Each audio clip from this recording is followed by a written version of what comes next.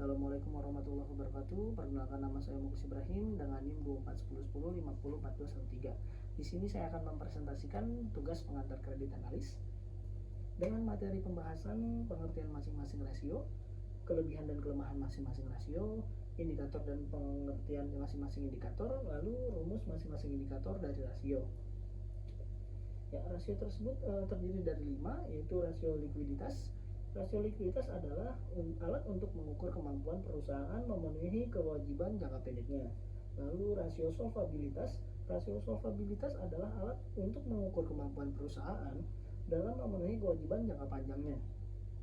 Lalu kemudian ada rasio profitabilitas, adalah ukuran yang digunakan untuk menilai kemampuan perusahaan dalam menghasilkan laba relatif terhadap pendapatan, aset, atau ekuitas. Kemudian ada rasio aktivitas. Rasio aktivitas adalah ukuran yang digunakan untuk menilai efisiensi perusahaan dalam menggunakan asetnya untuk menghasilkan pendapatan. Lalu ada rasio pasar.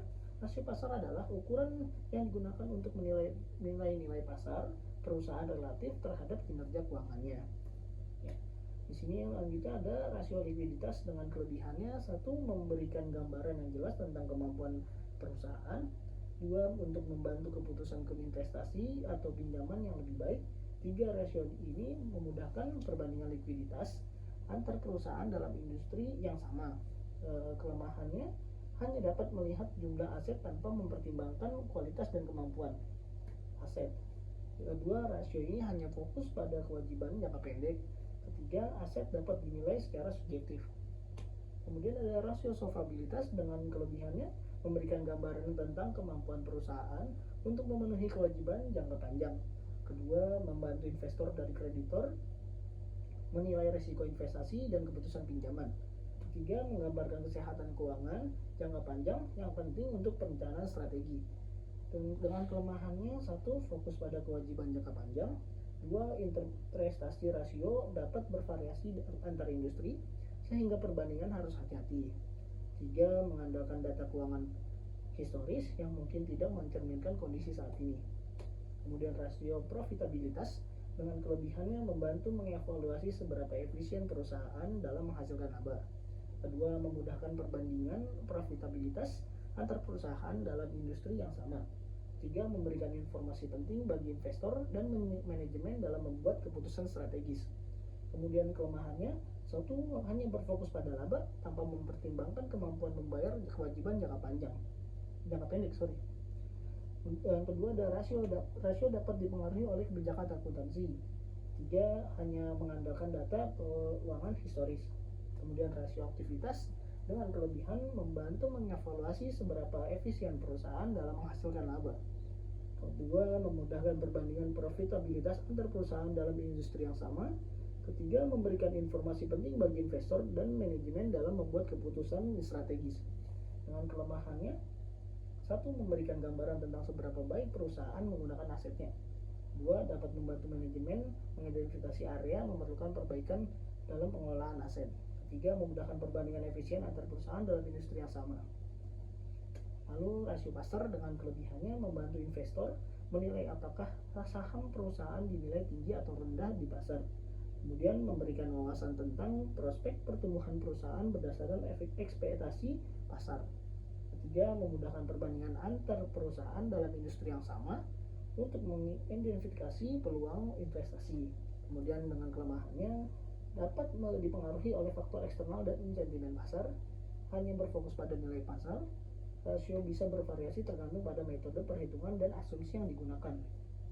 Ya, kemudian ada indikator dan pengertian masing-masing indikator. Apa sih itu indikator? Indikator adalah alat atau ukuran yang digunakan untuk mengevaluasi, mengukur, atau menunjukkan suatu kondisi atau kinerja dalam konteks tertentu. Ya, masing-masing indikator ada 6, yaitu indikator ekonomi untuk mengukur kinerja ekonomi suatu negara atau wilayah. Kemudian ada indikator sosial untuk mengukur kondisi sosial masyarakat. Lalu ada indikator kesehatan mengukur kondisi kesehatan masyarakat. Lalu ada indikator lingkungan untuk mengukur kondisi lingkungan dan dampaknya. Kemudian ada indikator keuangan untuk mengukur kinerja keuangan perusahaan atau lembaga. Kemudian ada indikator kinerja untuk mengukur kinerja organisasi atau individu. Kemudian selanjutnya ada rumus-rumus masing indikator dari rasio. Untuk rumus dari rasio likuiditas ada 3, yaitu rasio lancar atau current ratio. Dengan rumusnya current ratio sama dengan aset lancar dibagi liabilitas lancar. Kemudian quick ratio atau rasio cepat dengan rumus quick ratio sama dengan aset lancar dikurang persediaan dibagi liabilitas lancar.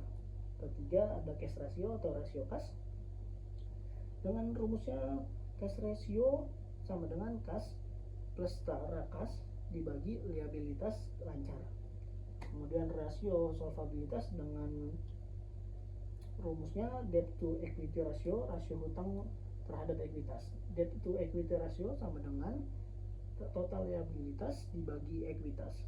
Kemudian ada debt to assets ratio atau rasio hutang terhadap aset.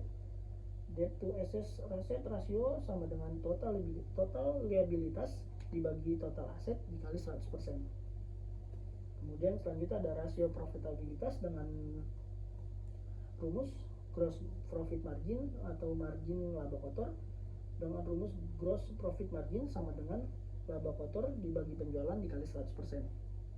Kemudian net profit margin atau margin laba bersih dengan rumus net profit margin sama dengan laba bersih dibagi penjualan dikali 100%. Kemudian non return on asset atau ROA. ROA dengan rumus ROA sama dengan laba bersih dibagi total aset dikali 100%. Kemudian rasio aktivitas dengan rumus inventory turnover sama dengan harga pokok penjualan dibagi rata-rata persediaan. Kemudian receivables turnover sama dengan penjualan kredit dibagi rata-rata piutang. Kemudian total assets turnover atau perputaran total aset dia sama dengan dibagi penjualan dibagi total aset. Kemudian rasio pasar earning per share atau EPS sama dengan laba bersih dibagi jumlah saham beredar. Kemudian selanjutnya ada price to earning ratio sama dengan harga saham dibagi laba per saham atau EPS. Ya, terima kasih presentasi dari saya. Kurang lebihnya mohon maaf. Wassalamualaikum warahmatullahi wabarakatuh.